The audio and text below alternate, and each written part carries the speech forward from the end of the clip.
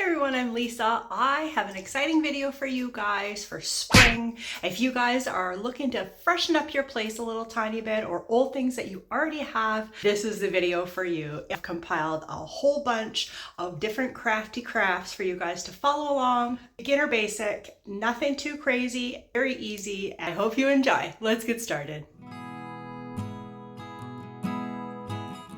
Terracotta pots are the easiest thing to transform to something really fun. So this shape of these particular ones, they're very modern. Well, the bigger ones are. So I wanted to try a new technique that I had seen online, and I had done it before with a guitar, actually, with Mark. I don't have a spray paint problem. Problem is I don't have enough spray paint.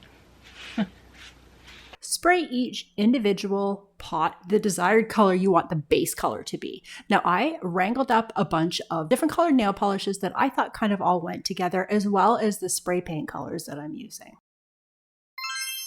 So I'm grabbing a container, something that I don't care about, and you'll see why in a minute, and I want to fill it with water. Once you put enough water that you can put the plant pot inside, that's the perfect amount. Now I'm going to start with this purple one. I'm doing a few different colors. This purple, I don't know if I'm going to use it, and if I do, I'll probably put a little hole in the bottom for drainage, but whatever. I just am experimenting here, and I kind of wanted to show you guys the different marbling effect that you can get for the different shades being light, a little bit darker, and then the darkest. Then I'm simply going to obviously shake the nail polish really well and then just pour it on top of the water. So I probably should have used warm water looking back on it, but whatever. It still worked perfectly. It's just I think warm water would have helped the nail polish kind of swirl around a little bit easier rather than glob to the bottom.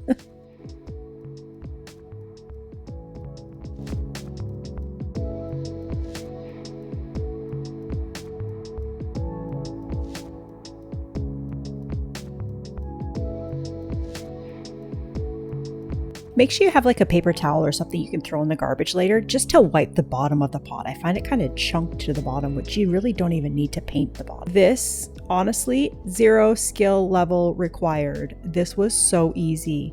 So another thing that I need to note is I am not changing the water in between each pot. So whatever I get, I get. So that's why I thought all of these colors totally fit what I wanted these pots to look like. I just thought they kind of all matched, so it didn't really matter.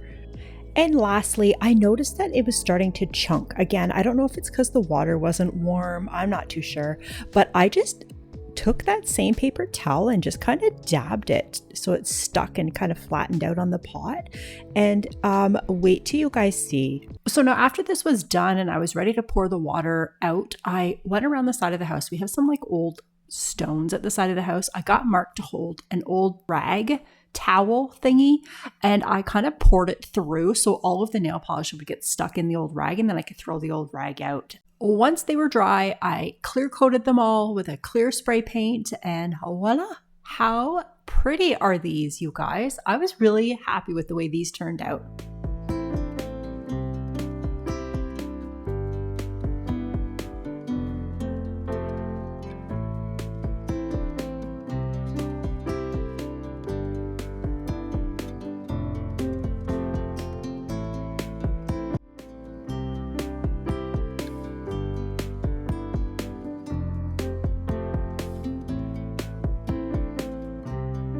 Now, I had got this candlestick.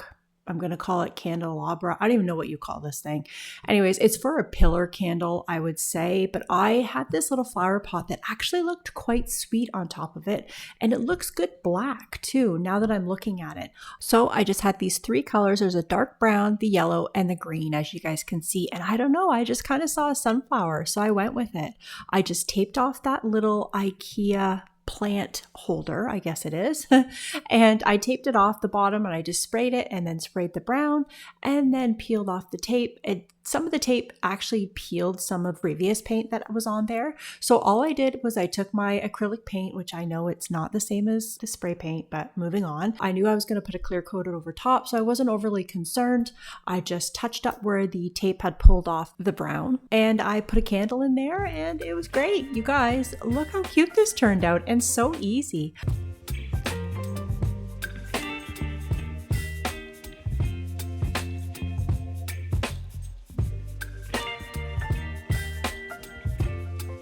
So now this little pine box, it has all these little organizers in it. Now this particular one was from, I believe, a yard sale, and it was like a few bucks. So I snatched it up. I wanted to just jazz this up a little tiny bit. So I knew that I had some really cute napkins stashed in some shoebox storage underneath.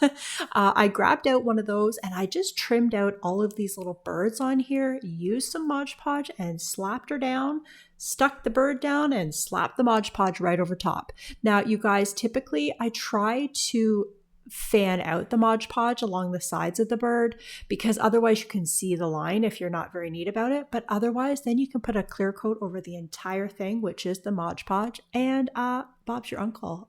Like, how cute is this? It just makes me happy when I open this cupboard and I don't see plain boxes. I see cute little birds because it reminds me of spring.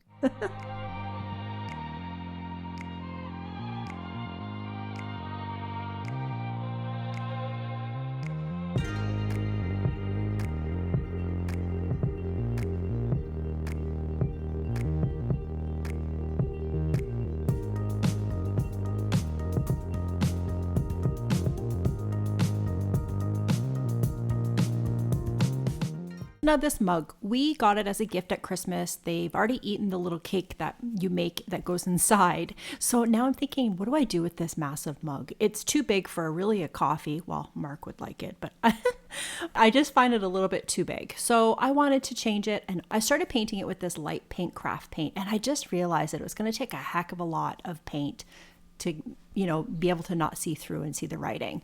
So I thought, you know what, forget it. I'm just going to wash it off and I'm just going to spray paint it. Now I did give it 2 coats. I guess that's an obvious thing because the writing was black. You could kind of see through it a little bit after the first coat, and I didn't want the paint to run. So I did 2 very light coats and it turned out adorably. I just left the inside white because it actually really contrasted nicely with the light blue, Serenity Blue is what it was called. I've had this trim forever. I bought a bunch of them. It was like a massive bag a couple of years, maybe even a few years ago now at the dollar store. It was like $1.25. And I thought, what? All of this trim? And there was some funky trim. And I've been holding on to this for years and I knew I was going to use it. So all I did was just hot glued it all the way around. Now this is Gorilla Glue, so I'm hoping it lasts and holds a little stronger because sometimes it's a little difficult to glue, like hot glue things onto smooth either porcelain or glass objects.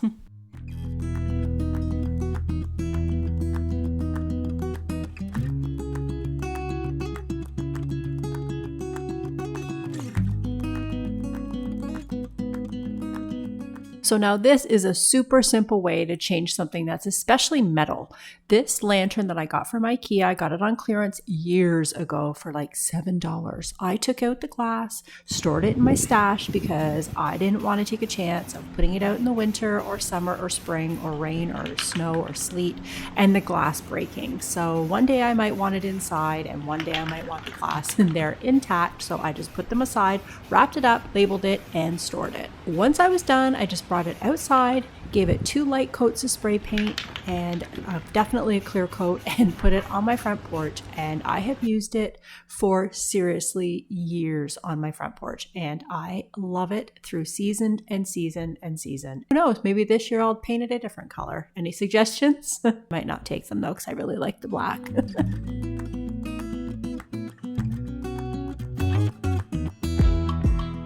I got this big, huge bag of all different size wicks. I'm choosing the one that I think is going to be appropriate for the depth of the bowl. I am just then going to hot glue the bottom of this wick, so this metal part, onto the wood and put some tape around the chopsticks so they stay in place. And so it kind of keeps your wick upright, and melt down the wax, and there you go. I actually thrifted this bowl a few years ago at a yard sale, so I was pretty excited when I figured out how to make candles. So I got a big old bag of soy wax beads off Amazon, I believe it was. I then just filled up a saucepan with water. I'm using an old mason jar, and that way I just keep on reusing it every time I make candles. Makes a heck of a mess trying to clean it up, so I just leave it and move on to my next candle. Bring that water to a boil. Now you don't have to wait for it to boil. Pour in the beads into the mason jar and just put the whole thing into the water and let it come to a boil with it in there. So I'm actually using a chopstick to stir it because I do know that it gets anything really messy, and I just keep that chopstick inside the jar and store it in my craft cabinet. And when I want to make another candle, I just keep on using the jar over and over again. I actually had to rinse, lather, repeat and do this exact process again. I had to make more because this is a big bowl, probably about half the bag. So a pound of the wax, which I figured it would be. And I still have some left over for more candles. Oh, you guys, look at how pretty this is, especially at night. Oh, it's fantastic. And I guess you could add like a little bit of essential oil of maybe lemon or something to try to keep the mosquitoes away if mosquitoes are in your area. And if they're not, you're dang lucky.